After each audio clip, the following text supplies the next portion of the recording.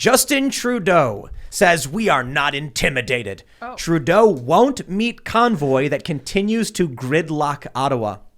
Before I read this, I want to give a trigger warning to all of the people who despise the mainstream media, because this one, my friends, this one is a doozy. And I'm not literally giving you a trigger warning. I'm just building suspense, because check this out. They write for the Toronto Sun, Prime Minister Justin Trudeau says he will neither meet with nor be intimidated by the convoy of Canadians he says spent the last few days harassing local businesses, waving Nazi flags, and stealing food from the homeless. What? Wow. What is he talking about? In all of the smears I have seen of protests in my day, that is impressive. And I was at Occupy Wall Street, and boy, did the media go after them. Yeah. But this is a bunch of truckers. Yeah. This is the lifeblood of any nation, delivering goods, angry with vaccine mandates and protesting it. And that is the characterization used in the media. Bravo. I'm impressed. Also, can I ask a question? These truckers are stealing food from the homeless. What about the people who decided that we needed to print trillions and trillions of dollars and then inflated our currency so that lower income people have less of an ability to buy food? Are they stealing food from the homeless? They're stealing from all of us. Yeah. Absolutely. Well, what about those people who on top of that decided we need to impose a vaccine mandate on the truckers who literally bring us our food? Oh, yeah. I saw a good post, and it said, it was like a lefty thing. And it said, stop saying labor shortage and start saying living wage shortage. And I responded, stop saying living wage shortage and say inflation. Right. Ooh. Right. Yeah. Right. Yeah. Yeah. The thing that strikes me about this, it's classic attack the messenger, right? So they're going after the truckers. They're making these ridiculous claims about the truckers because they don't want to deal with the substance of the issue. And the other thing I don't understand is he says he's not going to be intimidated, but didn't Justin Trudeau retreat or leave? He's hiding. Yeah, he's literally hiding I mean, from I think them. he is intimidated by the truckers, isn't he? He's like, I'm not scared of you guys. I'm not scared at all. Right. He's like turning around. No, he's like, I will not be intimidated.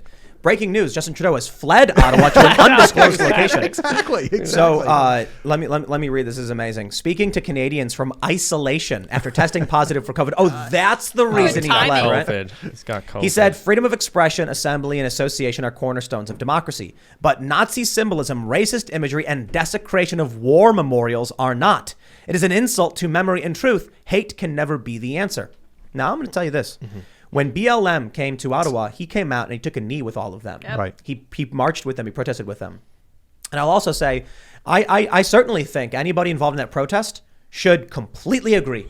Yeah, Nazi symbols, racism, and all that stuff, Absolutely. not acceptable. We agree. Thanks, Justin. Are you still scared? Are you still going to run away? Or are you going to come and meet with the people on the substance? Yeah, the answer is no. Well, like during the BLM protest, did he mention that burning down people's businesses and destroying their ability to make a living is horrible and bad, and that he can't side with the protest on that basis? Of course not. And then when we're looking at this, he's saying having Nazi flags and desecrating memorials are not something that I'm willing to contend with. Okay, then how about we have a conversation about what they're actually doing, okay? Right. Because if any of them are even doing that, it's a tiny, tiny fringe minority. So why doesn't he talk about the fact that they're working class people banding together to protect their rights as workers?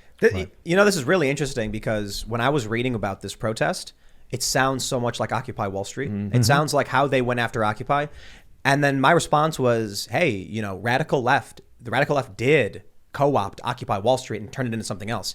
It was a populist uprising. There were libertarians, there were conservatives, there were left, there were liberals, and they were upset over the banker bailouts. Within a couple of weeks, though, the radical left completely co-opted the message and the money and booted out anyone who opposed them. So, you know, people who are at this trucker protest should make sure no ideologue should be able to take that message. Yeah.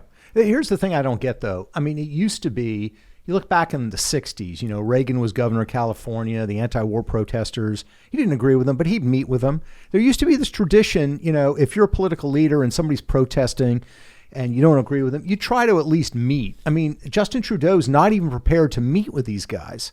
That's what's so shocking to me. I mean, they've got thousands of people doing this. You've got support for it. And Justin Trudeau is like, no, I'm going to pretend like you don't even exist. Yeah, exactly. Well, whenever working class people try to band together to have their voice heard, it's insinuated that there's something wrong with them as a group of people for reasons that have nothing to do with the actual cause they're arguing for. So Tim mentioned Occupy Wall Street and how that was less partisan when it began. Interestingly enough, the Tea Party, which was generally to the right, was actually started on MSNBC. It was a left-wing pundit who said, we need a modern-day Tea Party because it is taxation without representation to spend money that future generations will have to pay off. Right. But then, of course, the Tea Party was instantly maligned as a racist movement. Right. And there were politicians who claimed, I can't remember who, maybe you guys do, but that they called them the N-word and other racial slurs. Oh, yeah. And all of the footage from the event showed that did Right. not happen. Right. That's the go-to thing now, unfortunately. And look, I think we all agree that there are racists out there and they say racist things and do racist things, but every single time now there's an event or a protest, this becomes kind of the shorthand prescription for what's wrong with the people or that they're all doing it. And I just don't buy it. I mean, I'm sure that maybe there are a couple of knuckleheads that are doing stupid and hateful things among the group, but the vast majority of them they're Canadian truckers. I mean, how bad can they be, right? They're ordinary working class people, and this becomes kind of the go-to explanation for everything. It's really disappointing because when you do actually have cases of racism that occur, people don't believe it anymore. Yeah, I also just want to mention it was John Lewis who claimed that he was called racial slurs by the Right. Tea Party. There was zero evidence for it, and in Right. fact, there was evidence that Well, we conflicted with it. hear the same thing with Chuck Schumer and the January 6th protesters. He said they were yelling things about Jews, and everyone was like, "Oh, come on!" The rioters did a lot of things, but that one is just so over the top, hard to believe. Yeah. Yeah. Show me the footage. This is funny. Check this out. They say he said people were waving hateful flags, including swastikas and the Confederate flag. All right, well, I did see a photo of someone with a Nazi flag, and I'm genuinely confused by it. But, like, I guess, look, there are going to be people, and they're going to do dumb stuff or believe bad things. The Confederate flag is the one that's really weird to me. Y'all are in Canada. I Yeah, know. what are you doing? It's those guys in Saskatchewan, right? Yeah, right. Like, even if someone there was legitimately like, I'm going to wave this flag, I'd be like, why? Right. Well, the other thing, too, is like these protests happen. It happened in Occupy Wall Street. These truckers show up, who's to say the guy with the Nazi flag is a trucker? It may have just been some Nazi who was around who was like, I'm going to go in the crowd and I'm going to wave my flag around. That's the thing, too. I was at a protest in Boston, and it was Antifa on one side, the left, and the right on the other side. And I was talking to some guy from the DSA, the Democratic Socialists of America. And I asked him what they were doing, what their plan was. And he was like, we just want, healthcare for people and better policing. And I was like, what about, what would you say to the critics who would say that you guys are just communists and that this is a front and once you get power? He was like, that's not true. We don't endorse that stuff. And then I asked him what he thought about the right. And he was like, look, you got a bunch of far right extremists and racists. I mean, look, they're waving Confederate flags over there. And I was like, well, that's one guy with a Confederate flag. Right. He's like, yeah, well, they're all standing around him, aren't they? And I was like, well, you guys are waving communist flags. Right. He's like, no, we aren't. And I turned around and like 20 feet away, I'm like, there's a gigantic Soviet Union flag and they're waving it. And he went, well, that's not ours. And I was like, right. Well, the guy's over there, it's got one guy with a Confederate flag. I mean, you don't want to throw everybody, I understand there's, different groups of people here. And, I don't know if they understand what they're saying when they lump everyone in.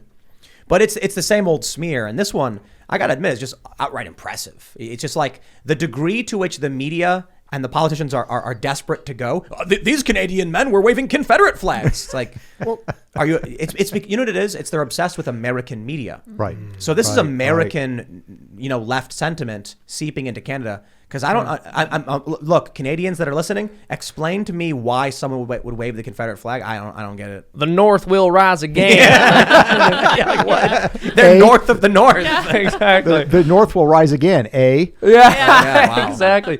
No, it's so bizarre. Also, I'm still getting a kick out of stealing food from homeless people. That's hysterical. Who decided? Like, who printed that? Is there a story to go along with this? There's a story that some of the people at the protest went to a homeless shelter and demanded they give food to the truckers, and the homeless shelter agreed to de-escalate things.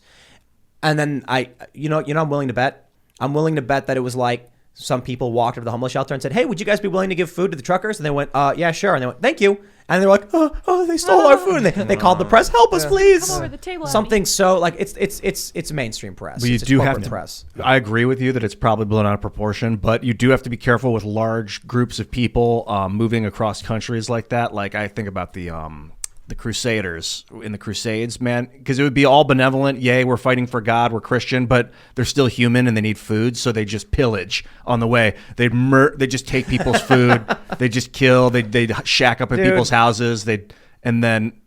So it can get pretty bad, but this is a different story. This is people in trucks. It should be condemned, right? No matter what, be like, hey, look, if that really happened, of course no one's okay with it. There's a story about a guy, like apparently someone threw, feces at someone's house because they had a pride flag. And I'm like, well, that sounds really absurd to me. Was it a monkey? But that's insane. Yeah. What human being does that? It sounds really absurd, but you know what? I don't care. Condemn it outright. Right. Yeah, Nobody's okay with that. Right. And if anybody involved in the trucker protest should be like, we're so sorry someone would do that to you guys. They should just outright be like, no one here agrees with that. We're sorry it happened. And with the tens of millions of dollars raised, if it were me, that's what I'd do. I'd say, we're going to clean that up for you. Right. We're going to cover the cost of that because we want to make sure, in fact, I would even allocate money to general street cleaning. I'd say we're going to bring in a lot of people. We got a lot of trucks coming through. We want to make sure that we can leave the place where you live clean and tidy up. In fact, there was what was that protest where everyone cleaned up afterwards recently? I can't remember what it was. We were talking about it a few months ago. A bunch of right-wing people came and they protested. I know what you're talking about. And they all cleaned up the garbage. Used to do that, though. Yeah. And when you look at these left-wing rallies at the Women's March, it's just totally trashed. Right. Disgusting. Right. Just obliterated. Yeah. Yeah. Well, here we are. So where does this end, Tim? I mean, you've got these guys protesting. Where does this end? People are still. We have some super chats. We save them for the end, but people are mentioning that the convoy is not even in the city yet. Oh, really? Like it's been it was 50 miles long. Yeah. And so you have 50,000 truckers. So what we're seeing is just the tip. The tip entering. Yeah, well, I just want to say I'm so proud of Canada and Canadians Me here. too. My whole life I had this perception that they were much more complacent, and I think that's the image of them that's sold to us, especially because their government is so much more restrictive than ours. But not long ago, I started to actually speak to people from Canada, and I found that many of them are really quite convicted and based and actually understand what's going on and want to resist tyranny. And so I love that they're sending this message to the world. Amen. I don't know for sure if most Canadians would be like, yo, let's join the Americans instead of the British, like if they had to pick. But I imagine they'd be like, yeah, all right. They picked the What French. you mean during the Revolutionary War? No, like today, if you got to side with democratic freedom, democratic republicanism, or if you got to side with the monarchy, you side with democratic republicanism. Yeah. Quebec was the 14th colony, though. They said no. They were like, we will not declare independence. It's an interesting point you make because I was just reading a book on the American Revolution, War for Independence. And, I always kind of thought like everybody was on board with kicking the British out. And the best estimate was like 1/3 of them wanted independence, 1/3 of them were loyal, and the other third were kind of in between. And you kind of wonder, is that the way it always is? These big changes that you have, what's going on in Canada right now, is it kind of the rule of thirds? Right? That it's not an overwhelming majority of people. And you got to persuade that other third. So the things you were talking about cleaning up the streets, about condemning things, that's a way to win that other third and get the majority. But I kind of feel like we're almost to the point where there is no other third. We looked at a lot of polling. We've looked at a lot of polling over the past several months. The independent base is melting as people keep switching. So there's people switching from, at least in the U.S., Democrat to Republican. Independents are being pulled left and right, with the biggest group of independents going Republican. The Republican Party is starting to balance out and gain on the Democratic Party, but there's almost no middle anymore. If you're a centrist, I mean, like I feel like this show we do is a balance of opinion. It's called Right Wing by the Left, right? And it's the most insane thing because I mean I watch some conservative shows and I'm like I can certainly see the difference between the show we do and the show they do, and so can our viewers. But if you're on the left, it's all right wing. Right. So when you get to that point, it's almost like, do you really win that third? Or, I mean, I guess so. Obviously, we're trying to convince those people to join Freedom.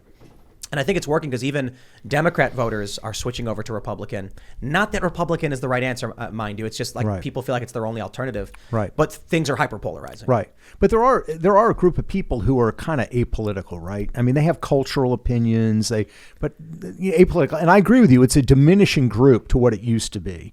But I just want to believe and hope that there is a persuadable group in the country and that you can. And that's why you need to do these things and demonstrate, how important your views and values are and do things like you were saying, clean up the streets and I think everyone is persuadable to a certain degree, and I think it's not about a middle ground, a 1/3. I think we're actually looking at Democrat voter base. We're looking at default liberal types. I think that's what Andrew Breitbart called them. Right. Default liberal. So they vote Democrat. They align with the Democratic Party. They say that they're Democrats, and now they're watching what's going on and they're rolling their eyes and saying, "Yo, I'm out." Yeah. Many of them are voting for Republican. Many, I think, Pew referred to them as the stressed sideline.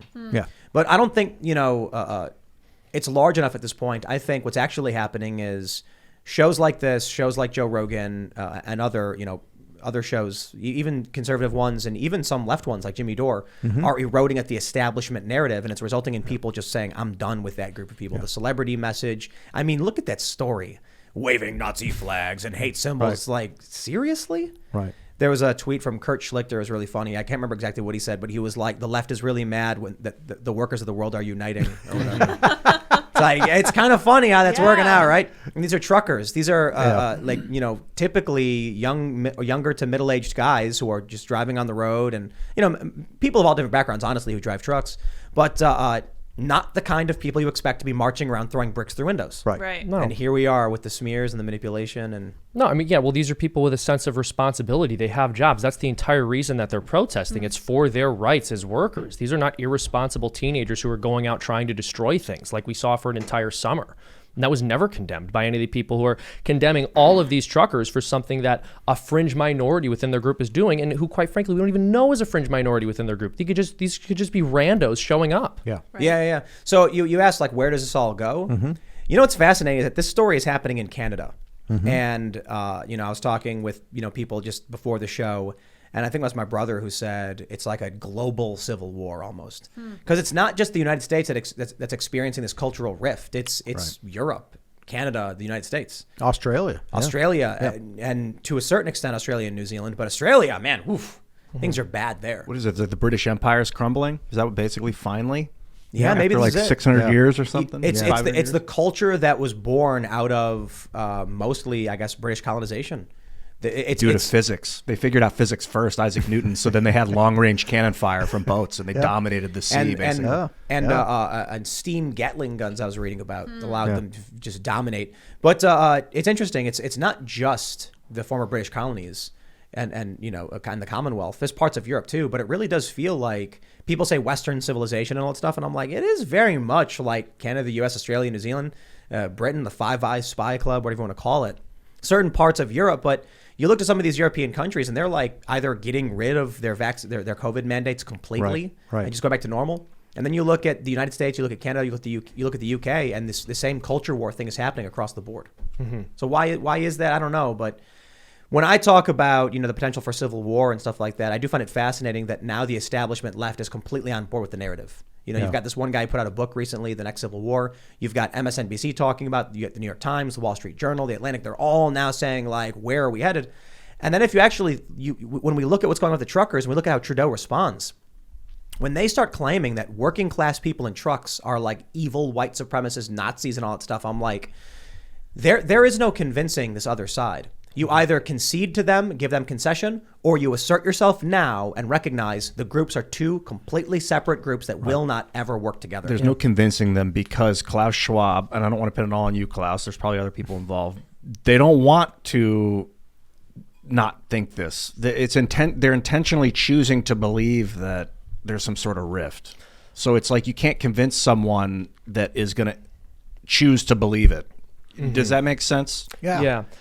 I see Luke's in the comments trying to Luke, comment. help me, Luke. What am I missing? No, we don't read his comments now. He left us. Yeah, he did. So we'll just ignore Luke's comment. That's right. No, Luke said it was it's called the Great Reset. It's part of the Great Reset, yeah. Maybe, but thanks for checking out this segment from the Timcast IRL podcast. If you want to watch live, you can check out this channel Monday through Friday at 8 p.m. Now, don't forget to smash that like button, subscribe to this channel, and if you want more unfiltered and uncensored content with all of these guests, go to timcast.com and become a member. All of these guests you know and love in exclusive segments on our website where we are unrestricted in what we talk about, so you'll definitely not want to miss it. Thanks for hanging out. We'll see you all next time.